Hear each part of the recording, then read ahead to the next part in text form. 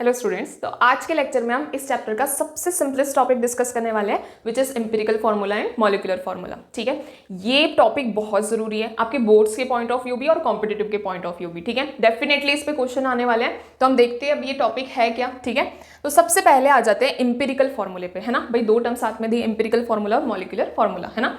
तो empirical formula क्या है, मैं एग्जाम्पल से आपको बताऊंगी। एक हमने लिया ग्लूकोज का मॉलिक्यूल, ठीक है, क्या होता है ग्लूकोज C6H12O6, है ना। अब इसमें जो सबसे छोटा नंबर है उससे पूरे फॉर्मूले को डिवाइड कर दो। ठीक है, तो 6 सबसे छोटा नंबर था, डिवाइड कर दिया मैंने, है ना। कार्बन कितना आ जाएगा 1, हाइड्रोजन कितना आ जाएगा 2 और ऑक्सीजन कितना आ जाएगा 1, है ना। तो ये जो आपका निकला ना, ये सबसे सिंपलेस्ट फॉर्मूला निकला है और आप इसी को एम्पिरिकल फॉर्मूला बोलते हो। ठीक है, तो एम्पिरिकल फॉर्मूला क्या होता है, किसी भी मॉलिक्यूल का सबसे सिंपल रेशो, उसके एटम्स का सबसे सिंपल रेशो, वो आपका क्या होता है, एम्पिरिकल फॉर्मूला। ठीक है, तो फिर ये मॉलिक्यूलर फॉर्मूला क्या है, एक्चुअल फॉर्मूला। अगर मैं ये 6 हटा दूं तो जो एक्चुअल फॉर्मूला है ग्लूकोज का C6H12O6, है ना, ये इसका मॉलिक्यूलर फॉर्मूला है। तो किसी भी मॉलिक्यूल का जो एक्चुअल फॉर्मूला होता है वो उसका मॉलिक्यूलर फॉर्मूला होता है, और जो भी सिंपलेस्ट रेशो होता है उसका एटम का, वो उसका एम्पिरिकल फॉर्मूला होता है। ठीक है, तो यहाँ पे जो CH2O है वो एम्पिरिकल फॉर्मूला हुआ और जो C6H12O6 है वो मॉलिक्यूलर फॉर्मूला हुआ। ठीक है, तो हमको अगर डेफिनेशन पूछी जाए तो क्या है, एम्पिरिकल फॉर्मूला सबसे सिंपलेस्ट रेशो होता है उसके एटम्स का। ठीक है, मॉलिक्यूल्स जो भी प्रेजेंट है उसके एटम का सबसे सिंपलेस्ट रेशो हमारा एम्पिरिकल फॉर्मूला है, और जो actual molecules, actual atoms present है किसी भी फॉर्मूले में, वो हमारे एम्पिरिकल फॉर्मूला है। ठीक है, तो दो टर्म याद रखो, सिंपलेस्ट रेशो एम्पिरिकल फॉर्मूला,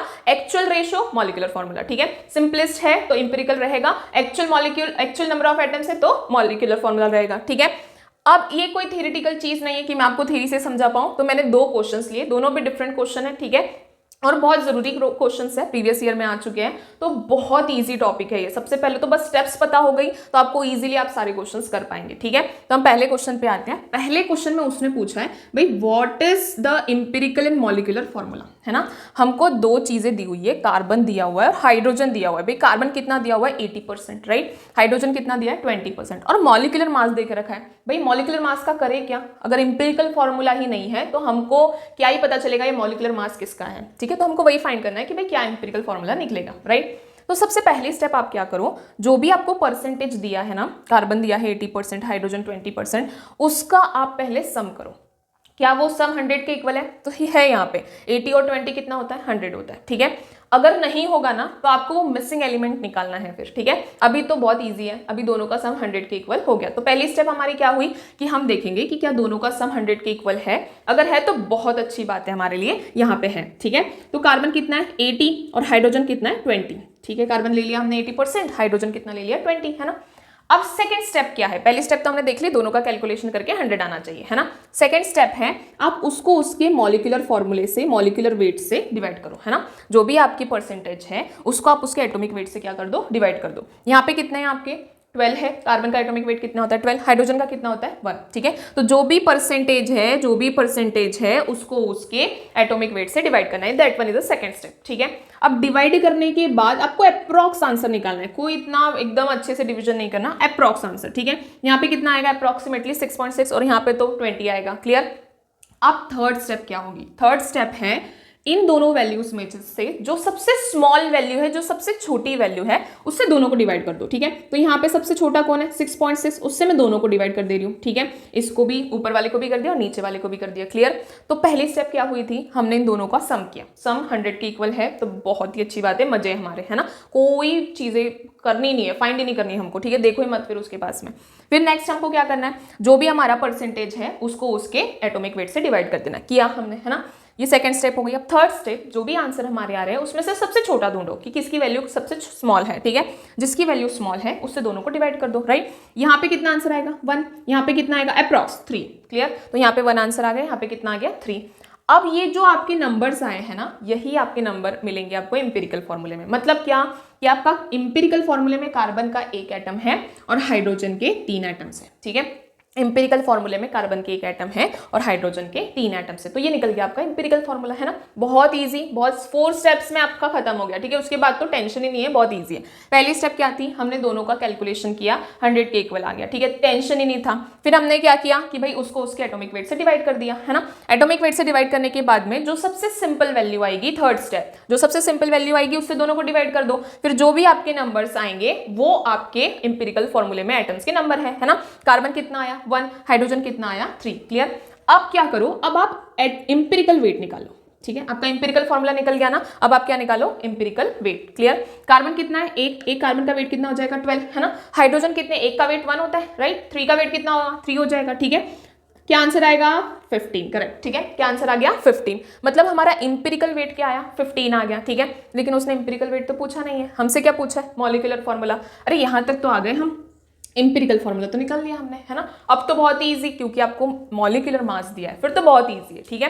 फिर क्या करो, वैलेंसी फैक्टर फाइंड करो। अब ये वैलेंसी फैक्टर क्या है, एक ऐसा नंबर होता है जो आपको बताता है कि आपका इंपेरिकल फॉर्मूला कितना गुना है मॉलिक्यूलर फॉर्मूले के, ठीक है।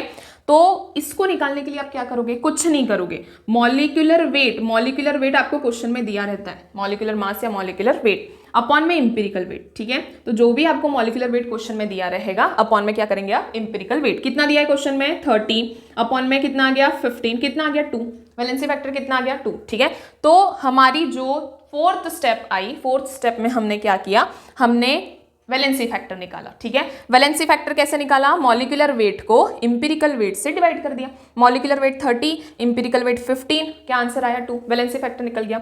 मतलब 2 गुना है इंपेरिकल फॉर्मूला मॉलिक्यूलर फॉर्मूले के, ठीक है। तो जो भी आपका इंपेरिकल फॉर्मूला है उसको वैलेंसी फैक्टर से इंटू कर दो, आपका मॉलिक्यूलर फॉर्मूला आ गया। कितना आएगा C2H6, अगर इसको 2 से डिवाइड करेंगे तो C2H6, ठीक है। तो C2H6 आपका मॉलिक्यूलर फॉर्मूला है, ठीक है ना। बहुत सिंपल, कुछ भी नहीं करना है, कुछ भी नहीं, जस्ट स्टेप याद रखने। क्या क्या स्टेप परफॉर्म किए हमने, सबसे पहला हमने दोनों का कैलकुलेशन किया, क्या वो 100 के इक्वल है, आ गया, मजे ही हो गई हमारी, ठीक है। फिर हमने क्या किया, सेकंड स्टेप में उसको उसके एटॉमिक वेट से डिवाइड कर दिया। एटॉमिक वेट से डिवाइड करने के बाद थर्ड स्टेप में जो सबसे छोटी वैल्यू आई उससे दोनों को डिवाइड कर दिया। अब जो नंबर आया है वही तो हमारा इंपेरिकल फॉर्मूला है, ठीक है। कार्बन 1 आया है और हाइड्रोजन 3 आए हैं, यही हमारा क्या है, इंपेरिकल फॉर्मूला। वेट निकाल लो उसका, भाई हर किसी फॉर्मूले का वेट निकालना तो बनता है। क्यों निकाला फिर हमने फॉर्मूला, तो वेट कितना आया 15 आया, है ना। अब हमको लास्ट स्टेप, हमको क्या निकालना है, वैलेंसी फैक्टर, ठीक है। वैलेंसी फैक्टर निकालने के लिए मॉलिक्यूलर वेट अपॉन में इंपेरिकल वेट। मॉलिक्यूलर वेट कितना दिया था क्वेश्चन में 30, इंपेरिकल वेट कितना आया 15, ठीक है।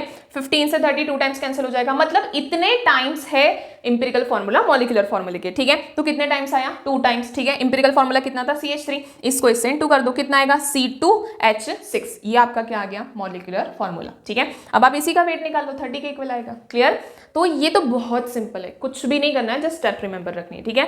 अब थोड़ा बहुत ट्विस्ट हो सकता है कॉम्प्लिकेट बनाने के लिए, ये कर सकते हैं कि आपको मॉलिक्यूलर मास की जगह वेपर डेंसिटी देंगे, है ना। इससे हम मॉलिक्यूलर मास कैसे निकालेंगे, तो वो भी कुछ भी नहीं करना होता उसमें, ठीक है। बस वो चाहता है भाई 1 मार्क्स ज्यादा देने के लिए, तो उसने 1 स्टेप ज्यादा कर दिया आपके लिए, है ना।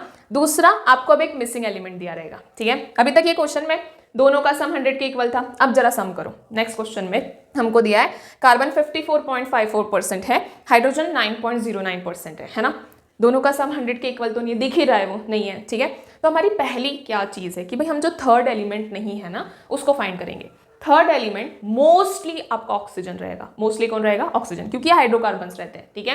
तो थर्ड एलिमेंट आपका मोस्टली कौन रहने वाला है, ऑक्सीजन रहने वाला है, ठीक है। मे भी कभी कभी हो सकता है नाइट्रोजन हो, ठीक है। लेकिन अभी तो क्या है हमारा थर्ड एलिमेंट ऑक्सीजन है, मोस्टली ऑक्सीजन ही होगा, राइट। कैसे निकालें, कैसे निकाल सकते हैं उसको, ठीक है। तो सिंपल है, आपका कार्बन कितना दिया है 54.54, है ना। हाइड्रोजन कितना दिया है 9.09, दोनों को पहले प्लस करो, कितना आएगा 63.63। क्लियर। और इसको 100 में से माइनस कर दो, 100 माइनस 63.63 कितना आएगा 36.37, इतना आपका ऑक्सीजन आ गया, ठीक है। सिंपल है, कुछ नहीं करना। जो थर्ड एलिमेंट है उसको निकालना भी बहुत ईजी है। कैसे करेंगे, जो भी आपको परसेंटेज दिए हैं उनको आप ऐड कर दो, फिर ऐड करके जो आंसर है उसको 100 से माइनस कर दो, ऑक्सीजन आ गया, कितना आ गया 36.37, ठीक है। तो अब हमारे पास में कार्बन कितना है 54.54, ठीक है। हाइड्रोजन कितना है 9.09 और ऑक्सीजन कितना आया 36.37, है ना। ये तीनों के परसेंटेज। अब जस्ट यही स्टेप फॉलो करनी है, ये तो आपको आता है ना। हमने अब क्या करना है, इनको इनके एटॉमिक वेट से डिवाइड कर देना, कर दो, एटॉमिक वेट से डिवाइड कर दो। कार्बन का 12 होता है, हाइड्रोजन का 1, ऑक्सीजन का 16, है ना। अप्रॉक्स डिवाइड करना है, 4 आएगा इसका, ठीक है, 12 4 जा 48, 9, ठीक है, इसका कितना आएगा 2, तो अप्रॉक्स डिवाइड करो, अप्रॉक्स, ठीक है, तो 12 4 जा 48, ठीक है, 4 आ गया, इसमें 9 आ गया, इसमें 2 आ गया, 16 2 जा 32, राइट। अब आपके पास में थर्ड स्टेप क्या है, थर्ड स्टेप है जो सबसे स्मॉल आएगा उससे सबको डिवाइड कर दो, ठीक है, तो यहाँ पे कौन आएगा स्मॉल, 2, ठीक है, यहाँ पे भी 2, यहाँ पे भी 2, क्लियर, यहाँ पे कितना है 2, यहाँ पे कितना आ जाएगा 4.5, आप 4 ले लो, ठीक है, यहाँ पे कितना आएगा 1, क्लियर। तो हमको पूरा अप्रॉक्स डिवाइड करना है, कोई आपको पूरा डिवाइड करने की जरूरत नहीं है, ठीक है, तो यहाँ पे अप्रॉक्सीमेटली हमारा 4 आया, यहाँ पे हमारा 9 आया, यहाँ पे हमारा 2 आया, ठीक है, फिर हमने इसको डिवाइड किया तो 2 4 1, क्लियर, मतलब कार्बन कितना है 2, हाइड्रोजन कितना है 4 और ऑक्सीजन कितना है 1, क्लियर। यहाँ तक तो चीजें बहुत ईजी है, सेम वैसा का वैसा ही है, ठीक है। अब क्या करें, तो ये जो हमारा निकला है ये इंपीरिकल फॉर्मूला निकला है, जानते हैं ना हम यहाँ से, ये जो निकला हमारा क्या निकला, इंपीरिकल फॉर्मूला। भाई जो नंबर्स आते हैं वो किसके इक्वल, वो जो नंबर आएंगे वो किसके होंगे, जो हमने एटम्स लिए, भाई 2 नंबर आया वो कार्बन का है, 4 नंबर हाइड्रोजन का, 1 नंबर ऑक्सीजन का, ठीक है, तो 2 कार्बन रहेंगे, 4 ऑक्सीजन, 4 हाइड्रोजन और 1 ऑक्सीजन, ठीक है। अब इसका क्या निकाल लो, गुड, इंपीरिकल वेट निकाल लो, ठीक है। कैसे निकालेंगे इंपीरिकल वेट, कुछ नहीं करो, एक कार्बन का वेट कितना होता है 12, 2 का 24, ठीक है, हाइड्रोजन कितने हो जाएंगे 4, ऑक्सीजन 16, कितना आएगा 6 + 4 10, 10 + 4 14, ठीक है, यहाँ पे 1 + 1 2, 2 + 2 4, कितना आ गया 44, क्लियर। तो बहुत इजी हो गया यहाँ तक, तो क्यों, सेम था, ठीक है, कुछ नहीं किया, पहले हमने चेक किया दोनों का परसेंटेज 100 के इक्वल था क्या, नहीं था, तो थर्ड एलिमेंट निकालना पड़ेगा, मिसिंग एलिमेंट, ठीक है, वो कैसे निकाले, दोनों को प्लस करके 100 से माइनस कर दो, मोस्टली आपका थर्ड एलिमेंट कौन रहेगा, ऑक्सीजन रहेगा, ठीक है, गुड, क्लियर। कितना आया 36.37, फिर हमारी यही स्टेप, सेकंड स्टेप क्या थी, भाई एटॉमिक वेट से डिवाइड करो, इसका वेट 12 है, इसका 1 है, इसका 16 है, अप्रॉक्स डिवाइड करो, 12 4 जा 48, 4 आ गया, ठीक है, 9 आ गया, यहाँ पे कितना आ गया 2 आ गया, ठीक है। अब हमने क्या किया, उसका जो भी हमारा काउंट निकला, जो भी हमारे यूनिट्स आई है वही हमारे एटम का नंबर होगा, तो कार्बन 2 आ गए, हाइड्रोजन 4 आ गए और ऑक्सीजन 1 आ गया, ठीक है, तो C2H4O हमारा फॉर्मूला बन गया। अब हमने क्या निकाला, इंपीरिकल वेट निकाला, कैसे निकाला, भाई जो भी कार्बन था उसका वेट लिया, हाइड्रोजन का वेट लिया और ऑक्सीजन का वेट लिया, टोटल कितना आ गया 44 आ गया, है ना। अब मैम हमको आगे नहीं ना दिया, हम वैलेंसी फैक्टर कैसे निकाले, वैलेंसी फैक्टर के लिए तो मॉलिक्यूलर वेट चाहिए, कुछ भी नहीं करना है, ठीक है, क्या करना है, देखो आपको वेपर डेंसिटी दी है ना, मॉलिक्यूलर वेट का फॉर्मूला क्या होता है 2 × वेपर डेंसिटी, ठीक है, मॉलिक्यूलर वेट का फॉर्मूला क्या होता है 2 × वेपर डेंसिटी, तो हम क्या करेंगे 2 × 88 कर देंगे, ठीक है, 2 × क्या कर देंगे 88, कितना आएगा 8 2 जा 16, 8 2 जा 16 और 1 17, ठीक है, आ गया यहाँ तक, क्लियर। अब हमारे पास में तो मॉलिक्यूलर वेट है ना, पहले नहीं था, अब हमारे पास में मॉलिक्यूलर वेट है, हमने निकाला वेपर डेंसिटी से, कैसे निकाला, molecular weight is equal to 2 × vapour density, है ना। अब तो बहुत इजी है, कुछ नहीं करना, वैलेंसी फैक्टर निकालेंगे, ठीक है, तो वैलेंसी फैक्टर कैसे निकाले, अब तो मॉलिक्यूलर वेट है ना, मॉलिक्यूलर वेट कितना है हमारे पास में 176, 176 अपॉन में 44, 176 अपॉन में 44, कितना आंसर आ जाएगा तुम्हारा 4, ठीक है। तो अब तो वैलेंसी फैक्टर निकल गया, अब हमको पता चल गया कि जो इंपीरिकल फॉर्मूला निकला है वो 4 टाइम्स है मॉलिक्यूलर फॉर्मूले के लिए, ठीक है, तो हम क्या करेंगे 4 × C2H4O, 4 का इंटू किस में करेंगे, इंपीरिकल फॉर्मूले में, कितना आ जाएगा C8H12O4, ये निकल गया हमारा मॉलिक्यूलर फॉर्मूला, ठीक है। तो बहुत इजी है, कुछ नहीं करना पड़ता इसमें, है ना, हम एक बारी रिवीजन मार लेते ताकि हमको और अच्छे से क्लियर हो जाए। भाई इंपीरिकल फॉर्मूला क्या होता है, इंपीरिकल फॉर्मूला सबसे सिंपलेस्ट फॉर्मूला है, ठीक है, और मॉलिक्यूलर फॉर्मूला क्या होता है, मॉलिक्यूलर फॉर्मूला एक्चुअल फॉर्मूला होता है, मॉलिक्यूलर फॉर्मूला एक्चुअल फॉर्मूला होता है, इंपीरिकल फॉर्मूला सिंपलेस्ट फॉर्मूला होता है, ठीक है। अगर हमको किसी क्वेश्चन में निकालना है तो क्या करेंगे, तो हमने एक क्वेश्चन लिया था जिसमें 80% कार्बन था और 20% हाइड्रोजन था, हमने क्या किया, जो भी पहली स्टेप ली कि दोनों का वेट क्या 100 के इक्वल है था हमारे लिए, तो बहुत ही ईजी था हमारे लिए, ठीक है। हमने क्या किया, फिर उसको उसके एटॉमिक वेट से डिवाइड कर दिया, कितना था, कार्बन का 12, हाइड्रोजन का 1, अब हमको अप्रॉक्स डिवाइड करना है, इसका 6.6, इसका 20 आया, ठीक है, फिर उनको जो स्मॉलेस्ट वैल्यू आई है उससे डिवाइड कर दिया, है ना। थर्ड स्टेप क्या है, स्मॉलेस्ट वैल्यू से डिवाइड कर दो, इसका आंसर 1 आया, इसका 3, अब जो नंबर सा है वही तो आपके एटम्स की वैल्यू है इंपीरिकल फॉर्मूले में, तो नंबर कितना आया, C का 1 आया, मतलब C एक ही होगा, और हाइड्रोजन कितने होंगे 3 होंगे, ठीक है। अब जो इंपीरिकल वेट निकला उसका हमने क्या निकाला, सॉरी जो इंपीरिकल फॉर्मूला निकला उसका हमने क्या निकाला, इंपीरिकल वेट कितना आया 15, क्लियर, तो 15 आ गया। अब तो बहुत ईजी है, अब वैलेंसी फैक्टर निकालो, वैलेंसी फैक्टर का फॉर्मूला क्या होता है होता है मॉलिक्यूलर वेट अपॉन में एम्पिरिकल वेट, ठीक है। मॉलिक्यूलर वेट कितना आया 30 दिया हुआ था क्वेश्चन में, एम्पिरिकल वेट कितना आया 15, कितना आया 2, मतलब हमको पता चला कि 2 टाइम्स से जो एम्पिरिकल वेट है वो 2 टाइम्स है मॉलिक्यूलर वेट के, ठीक है। तो कुछ नहीं करो, जो भी आपका एम्पिरिकल फॉर्मूला है उससे जो वैलेंसी फैक्टर है उसको इंटू कर दो, तो आपका क्या आ जाएगा मॉलिक्यूलर फॉर्मूला, ठीक है। अब मान लो अगर आपको कोई एक एटम मिसिंग दिया हो और मॉलिक्यूलर फॉर्मूला भी ना दिया हो, मॉलिक्यूलर वेट भी ना दिया हो, ठीक है, तब आप क्या करोगे, तो सिंपल है, जो मिसिंग है उसको निकालेंगे कैसे भाई, आप जो भी आपके परसेंटेज है उनको प्लस कर दो, ठीक है, और फिर बाद में 100 से माइनस कर दो। तो मैंने यहाँ पे दोनों को प्लस किया और 100 से माइनस कर दिया। अब मोस्टली आपका जो मिसिंग एलिमेंट है वो कौन रहेगा, करेक्ट, ऑक्सीजन रहेगा, ठीक है। तो हमारा मिसिंग एलिमेंट ऑक्सीजन कितना आ गया 36.37। फिर हमने वही स्टेप फॉलो की, फिर हमने क्या किया, उनको उनके एटॉमिक वेट से डिवाइड कर दिया, है ना। डिवाइड करने के बाद जो सबसे अप्रॉक्स डिवाइड किया, जो सबसे छोटा आएगा उससे सबको डिवाइड कर दिया।